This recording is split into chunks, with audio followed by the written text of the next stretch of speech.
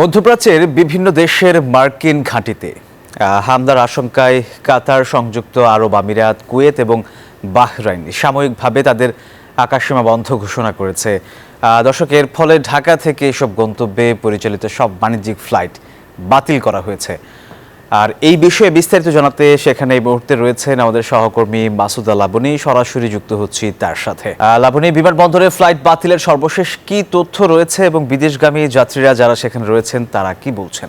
আসলে বিদেশগামী যাত্রী বলতে এই যে আকাশসীমা বন্ধের কারণে যারা যাত্রী ছিলেন তাদের কিন্তু নির্ধারিত সময়ের আগে জানিয়ে দেওয়া হয়েছে এবং এই বিষয়গুলোতে আমরা এই যে হযরত শাহজালাল আন্তর্জাতিক বিমানবন্দরের যে এক্সিকিউটিভ ডিরেক্টর তার সাথে আমরা কথা বলেছি এবং হযরত শাহজালাল আন্তর্জাতিক বিমানবন্দরে যিনি আসলে এক্সিকিউটিভ ডিরেক্টর তিনি যেটি বলেছেন যে 4টি দেশের আকাশসীমা বন্ধ করা হয়েছিল।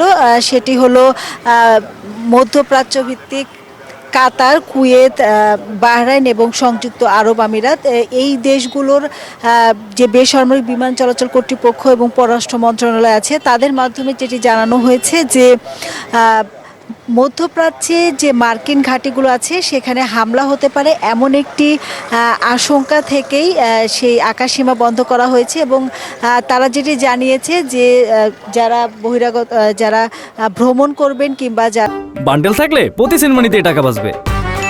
বিকাশ সেনমানি বান্ডেল কিনে জিতুন প্রতি লেনদেনে। যারা তাদের নাগরিক আছেন তাদের নিরাপত্তার কথাটি বিবেচনা করে বন্ধ করা হয়েছে এবং পরবর্তী নির্দেশ না দেয়া পর্যন্ত সব ধরনের বিমান চলাচল অর্থাৎ আগমন এবং বহির্গমন বন্ধ থাকবে। তো সেই জায়গা থেকে বাংলাদেশে থেকে কিন্তু এই 4টি দেশে অন্তত 1300-র মতো যাত্রী প্রতিদিন যাতায়াত করে। সেই জায়গা থেকে গতকাল মধ্যরাতেই প্রত্যেকটি এয়ারলাইন্সের যারা আছেন তাদেরকে জানিয়ে দেওয়া হয়েছে এবং সেই মোতাবেক আসলে এয়ারলাইন্সে যারা আছেন তারা তাদের যে যাত্রী আছেন সেই যাত্রীদেরকে এই বিষয়গুলো অবহিত করেছেন বলে আমরা জানতে পেরেছি এবং এখন এই মুহূর্তে কিছুক্ষণ আগেও আমি এই হযরত শাহজালাল আন্তর্জাতিক বিমানবন্দরে যিনি নির্বাহী ডিরেক্টর আছেন তার সাথে কথা বলেছি এবং তিনি যেটি বলেছেন যে এখন পর্যন্ত আসলে তাদের কাছে বড় ধরনের কোনো ভোগান্তির চিত্র নেই বা আমরাও এখন পর্যন্ত বড় ধরনের ভোগান্তি দেখিনি এবং